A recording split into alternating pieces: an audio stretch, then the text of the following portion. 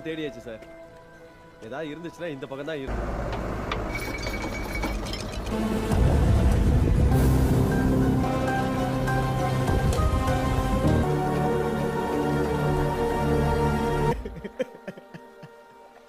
நான் அப்பவே சந்தேகப்பட்டேன் சார். இவங்க பாக்குறதுக்கு எங்க அம்மா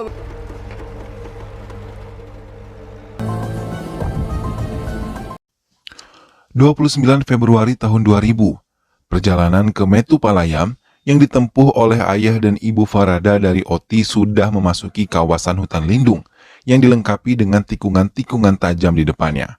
Ayah Farada menggoda istrinya yang baru saja terbangun dari tidurnya kalau mereka akan melintasi daerah tikungan Jepit 13 yang terkenal seram dan beberapa pengendara mengalami kecelakaan dalam mengendarai kendaraan mereka. Ayah Farada mencoba tenang mengendarai mobilnya, namun tak berapa lama, mobil yang dikendalikannya tidak bisa dikendalikan dengan baik hingga kehilangan keseimbangan dan menabrak sebuah pohon. Mobil tersebut mengalami pecah pada seluruh bagian kacanya, dan kedua orang tua Farada pun tewas dalam kecelakaan itu. Kecelakaan itu pun menjadi topik utama di beberapa berita yang ada di televisi dan juga koran. Namun mereka tidak mempercayai kalau tikungan Jepit 13 itu banyak menyimpan misteri, dan rata-rata dari mereka mengatakan itu semua adalah tahayul, dan kecelakaan itu hanya adalah kebohongan dari pengendara yang melewati tikungan Jepit 13 itu. 16 tahun kemudian, beberapa anggota polisi yang baru saja menjadi subinspektur harus menjalani pelatihan sebelum menjalankan tugas sesungguhnya. Komandan mereka membebaskan mereka mengambil satu kasus untuk bisa diselidiki sebagai syarat pelatihan mereka.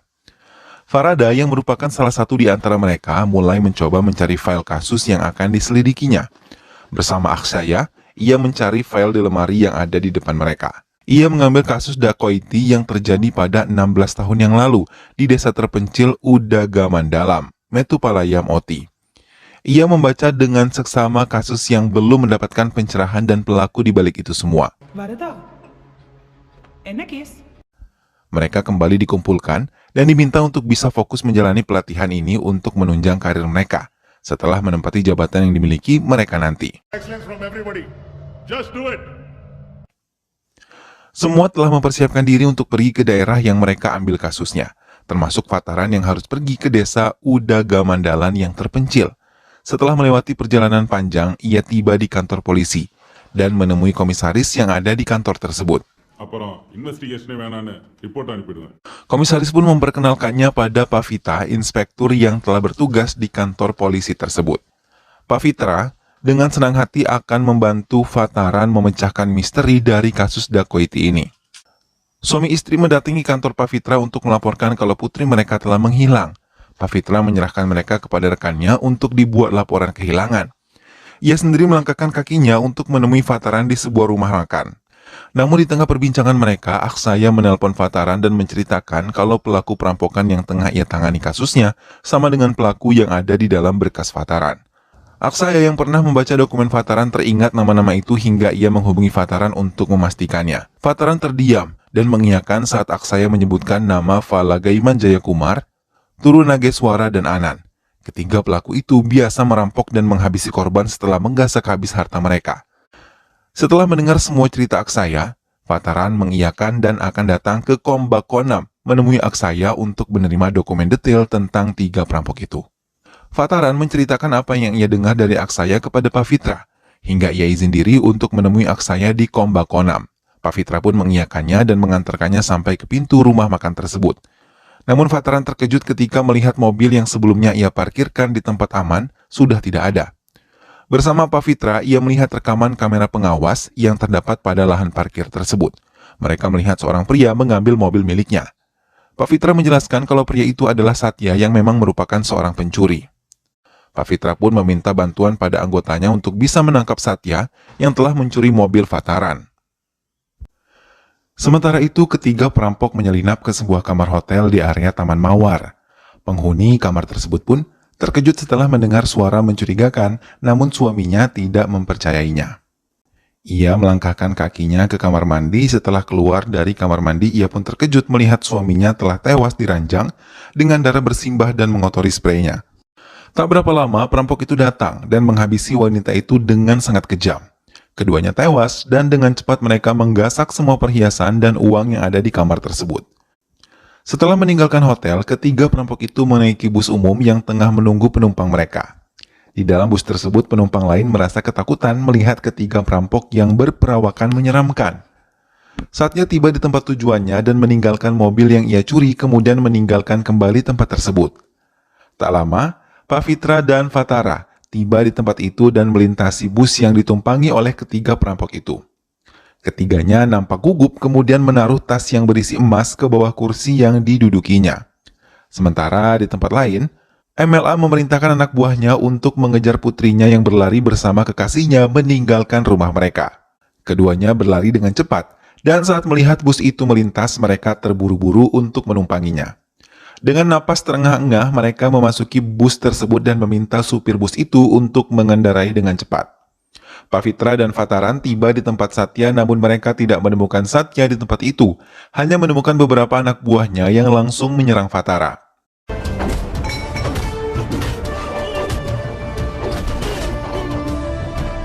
Setelah berkelahi dan berhasil melumpuhkan anak buah Satya, ia mendatangi mobil miliknya yang telah terbungkus rapi.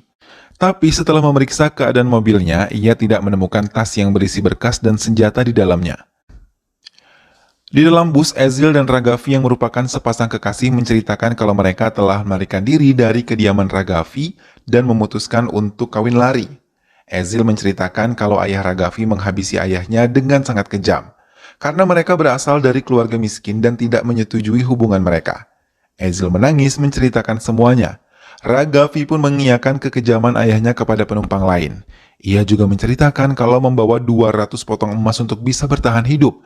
Hal itu didengar oleh Jayakumar, salah satu perampok yang ada di kursi belakang hingga memiliki niat untuk bisa memilikinya. Tak lama penduduk asli dari hutan Todas datang menumpangi bus tersebut. Mereka yang mendengar cerita Ezil dan Ragavi menyarankan untuk menikah di kuil yang akan mereka lintasi sebentar lagi. Usul tersebut pun diterima baik oleh semua penumpang. Mereka menuruni bus dan berjalan ke kuil. Salah satu dari mereka membangunkan Gandhi Mandi yang tengah tertidur, tapi ia sama sekali tidak mendengar hingga ditinggal di dalam bus seorang diri. Setelah penumpang lain telah pergi meninggalkan bus, Gandhi Mandi yang merupakan penumpang setengah baya terbangun dari tidurnya. Ia terkejut karena tidak menemukan penumpang lain di bus tersebut. Tak lama ia melihat bayangan yang menyeramkan hingga ia terjatuh dari kursinya. Ia ketakutan dan melafalkan mantra serta doa untuk menyelamatkan diri dari hantu yang ada di sekitarnya. Semua penumpang tersebut merasakan kebahagiaan di pernikahan Ezil dan Ragavi yang dipimpin oleh pendeta dari desa Todas.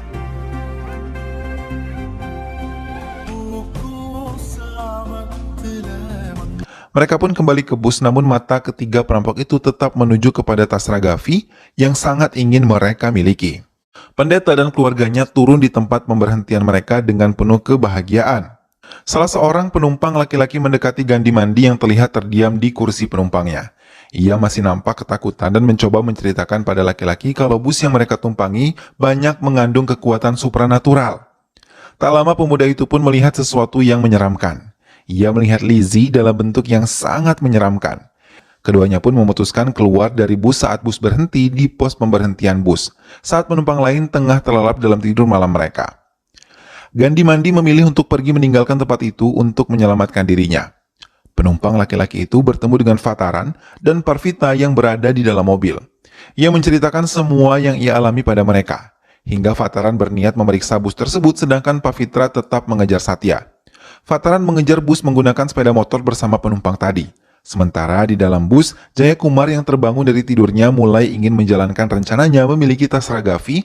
Ia melangkahkan kakinya mendekati tempat duduk Ragavi, tapi seorang putri dari penumpang yang bernama Arufan Kandu terbangun dan melihat Jayakumar berusaha mengambil tas Ragavi.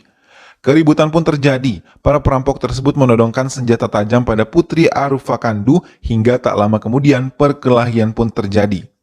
Di sela perkelahian itu, Fataran datang dan mencoba menengahi mereka.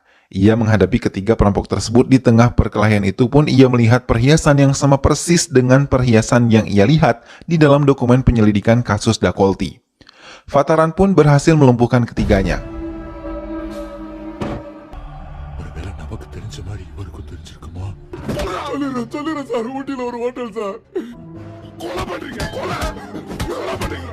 Fataran melanjutkan menelpon pihak kepolisian untuk memberi mereka informasi telah terjadi kejahatan di salah satu hotel di area Taman Mawar.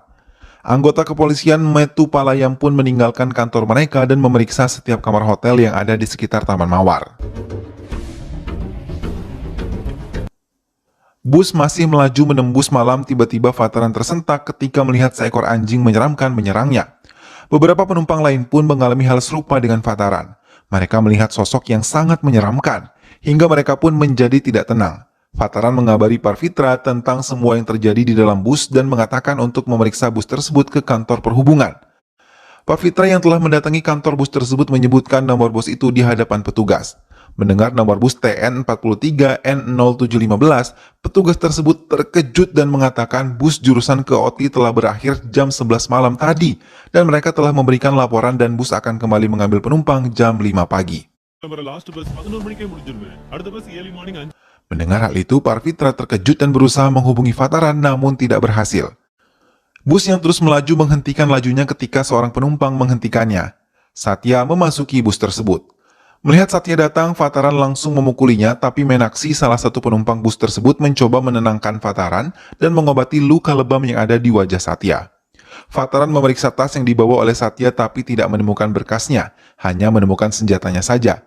Parvitra akhirnya berhasil menghubungi Fataran dan mulai menceritakan semua informasi yang tadi ia dapatkan. Parvitra meminta Fataran untuk menurunkan semua penumpang. Tak lama, mobil yang dikendarai oleh anak buah MLA untuk membawa pulang Ragavi pun berhasil menemukan bus mereka. Mobil-mobil tersebut menghadang laju bus, hingga suasana pun berubah menjadi mencekam. Mereka memasuki bus tersebut dan memaksa Ragavi untuk ikut dengan mereka, namun Ezil menolak dan mencoba melindungi Ragavi. Melihat keributan itu, Fataran mencoba melindungi semua penumpang dari serangan para anak buah MLA yang membawa senjata tajam hingga mereka pun berkelahi di dalam bus.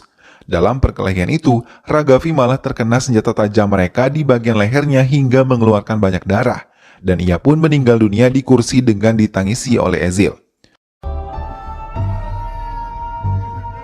Semua pun menyelamatkan keluarga mereka dan berusaha menghindari serangan yang diberikan anak buah MLA secara brutal.